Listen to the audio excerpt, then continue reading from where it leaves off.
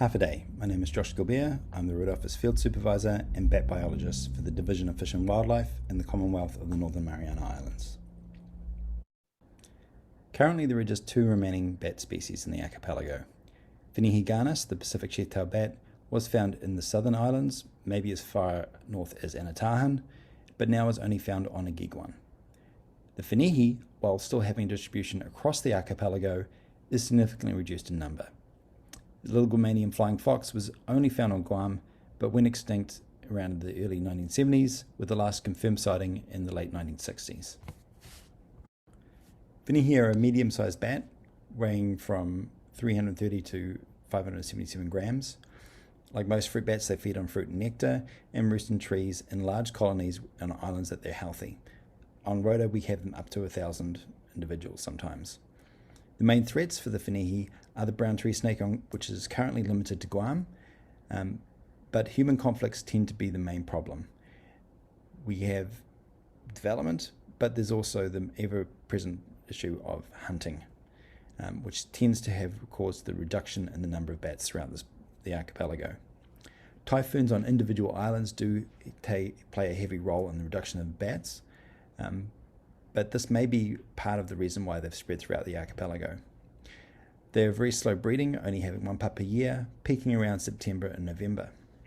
They're currently classed as endangered by the Red List and threatened by the Fish and Wildlife Service.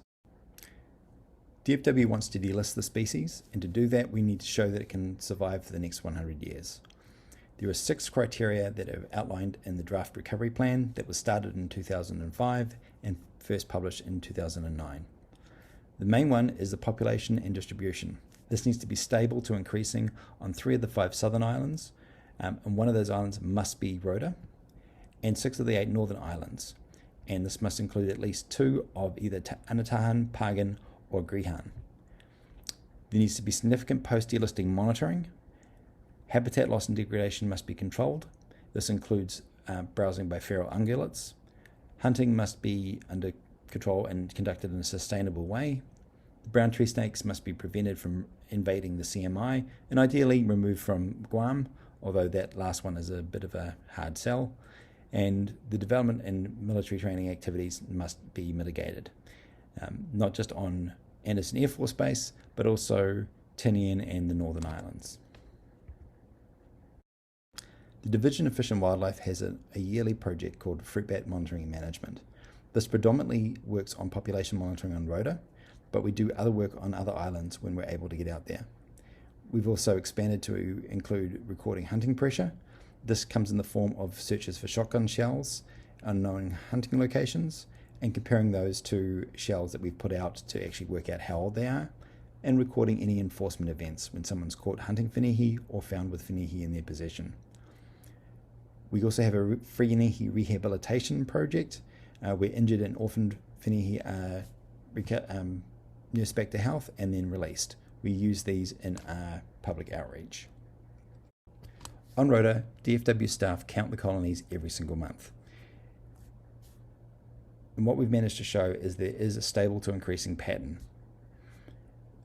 The population would be a lot higher if it wasn't for the 2 typhoons, one that went through in 2015 and 2018, with the typhoon in 2015 also occurring during the period of an extended El Nino drought.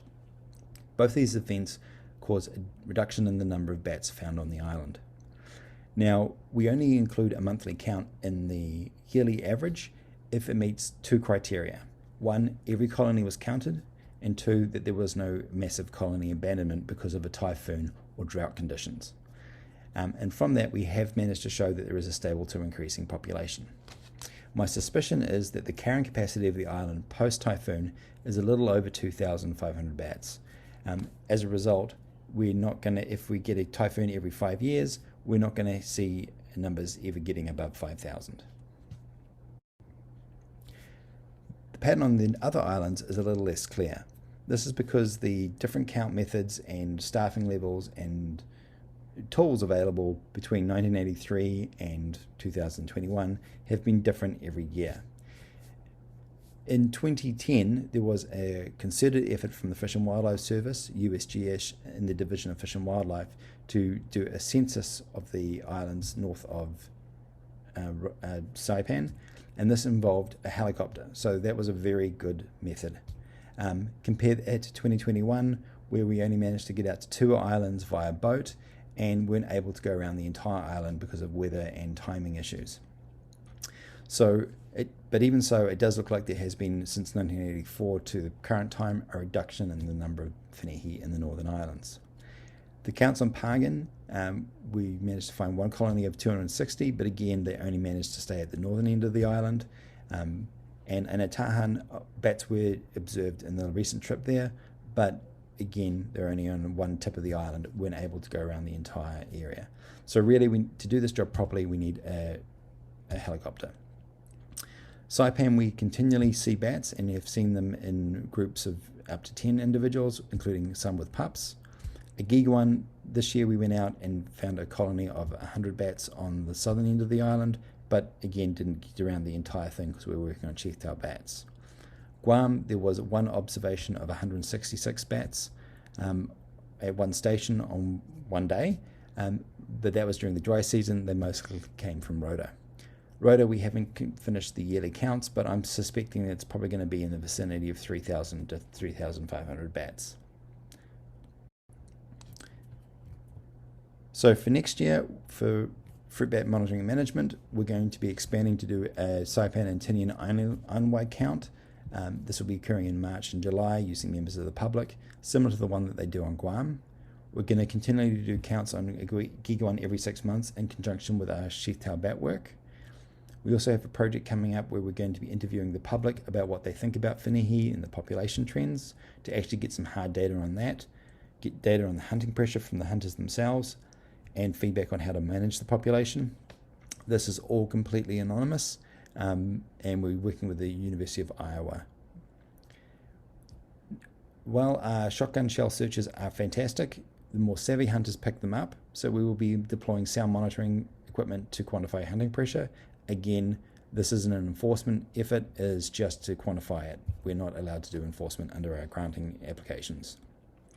We'll also be trialling banding on rehab bats to see if we can start a banding program to detect movement between the islands. Over the next 10 years, we want to see a bioblitz in the Northern Islands using a helicopter every 5 years so we can get comparable data.